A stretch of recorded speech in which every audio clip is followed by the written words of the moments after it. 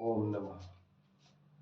पाशं सिरिपुरवन्दमि, पाशं सिरिपुरवन्दमि, पाशं सिरिपुरवन्दमि।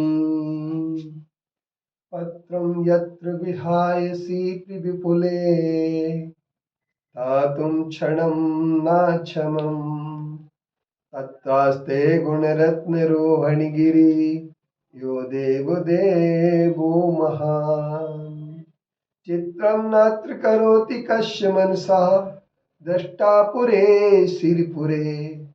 सश्रीपार्श्वजिनेश्वरो विजयते, दिग्भाषिषां शासनम्। पत्र टिके न जहाँ अधर में, गुण रत्नों का गिरिवर हो। कितना विस्मय किसे नहीं हो, चलो देख लो शिरपुर को। देवों के भी देव पार्श्व जिन, अंतरिक्ष में शांत रहे। युगों युगों तक दिगंबरों का, जिन शासन जयवंत रहे। आज हम शील व्रतों की शिक्षा व्रत पर चर्चा करना चाहते हैं। आज से पैकेज आपके लिए शील व्रतों का, लेकिन भगवान पार्श्वनाथ आज हमारे उपसर्ग विजेता थे। उनकी भूमि शिरपुर में बैठकर के हम अंतरिक्ष पार्श्वनाथ भगवान के नाम को हम काफी गहरा समझ सकते हैं। अंतरिक्ष में भगवान पार्श्वनाथ थे, इस बात के लिए मदन कीर्ति आचार्य ने स्वीकार किया है और उन्होंने अपने पत्रम यत्र विहायसी प्रभुपले लिख करके कहा है। लेकिन ये पहले तीर्थ यात्राएं हुआ करती थीं और उन तीर्थ यात्राओं में अनेक आचार्य तीर्थ यात्रा करते थे। और एक बार गिरनार की यात्रा पर आचार्य कुंद देव स्वयं सत्संग गए थे। जब आचार्य कुंद देव सत्संग गए तो वहां पर एक श्वेतांबर दिगंबरों का उस समय भी विवाद छिड़ गया और श्वेतांबरों ने कहा, संघ ने कहा हम पहले यात्रा गिरनार की करेंगे, दिगंबरों ने कहा हम पहले करेंगे। और आचार्य कुंद जैसे महान आध्यात्मिक संत भी उस गिरनार की यात्रा के लिए जब गए थे, इसके लिए वृंदावन दास जी ने अपने शब्दों में बहुत अच्छा वर्णन किया है। और हम ये कह सकते हैं कि ये इतिहास के एक पन्नों की बात है। तो उस समय आचार्य कुंद देव ने अपने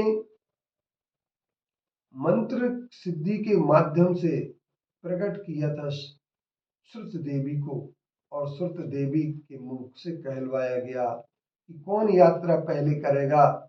तो श्रुत देवी ने कहा था आद्य दिगंबरा, आद्य दिगंबरा, आद्य दिगंबरा।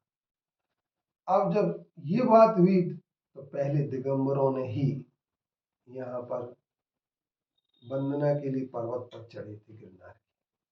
ये श्वेतांबर दिगंबर की बात आज से नहीं, न जाने कब से चली आ रही है, हम नहीं कह सकते हैं। लेकिन ईशा के पूर्व 350 वर्ष पहले ये चंद्रगुप्त मौर्य के समय पर दिगंबर श्वेतांबर का 12 वर्ष के अकाल के बाद एक काल शुरू हुआ।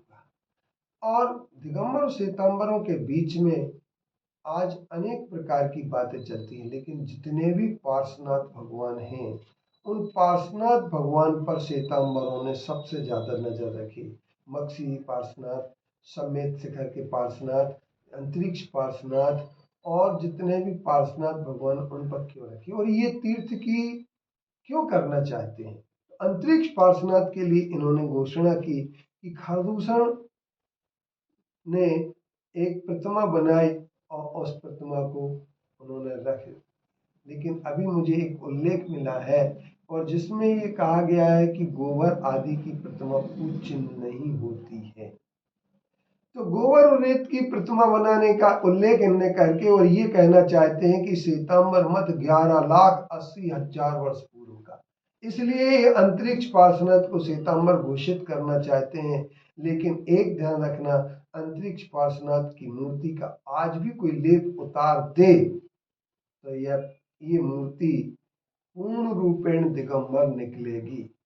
और अभी इस मूर्ति को बनाने के समय में जब ये लेप किया गया, और ये लेप 18 अप्रैल से 25 अप्रैल के बीच में जो लेप चला है, उस लेप में ही इन लोगों ने पहले जब कंदोरा कचौटा बनाने का प्रयास किया था तो पुलिस अधिकारियों ने स्वयं अपने हाथ से जगदीश बांगर ने अपने हाथ से उस लेप को हटाया था। और उस समय दिलीप भाई खुद खड़े हुए थे, उनके दिलीप शाह जो उनके ट्रस्टी थे। मैंने उनसे कहा क्या आपकी क्या प्रतिक्रिया, उन्होंने कहा नहीं, हम शांति से खड़े, हम सब देख रहे हैं।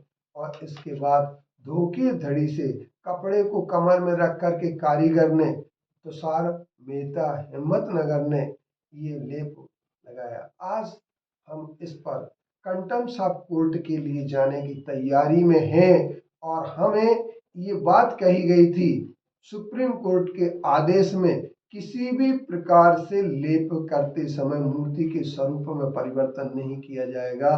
तो मूर्ति का श्वेतांबरीकरण, क्योंकि किसी भी सुप्रीम कोर्ट ने, किसी भी कोर्ट ने ये घोषित नहीं किया है कि ये मूर्ति श्वेतांबर है या दिगंबर है। इस बात को लेकर के हम सबके लिए एक विचार करना होगा और हम सबके लिए कहना होगा, अंतरिक्ष पार्श्वनाथ की आप पार्श्वनाथ निर्वाण दिवस पर आने वाले होंगे और यहाँ पर 42 साल बाद पहले ही लड्डू चढ़ेगा।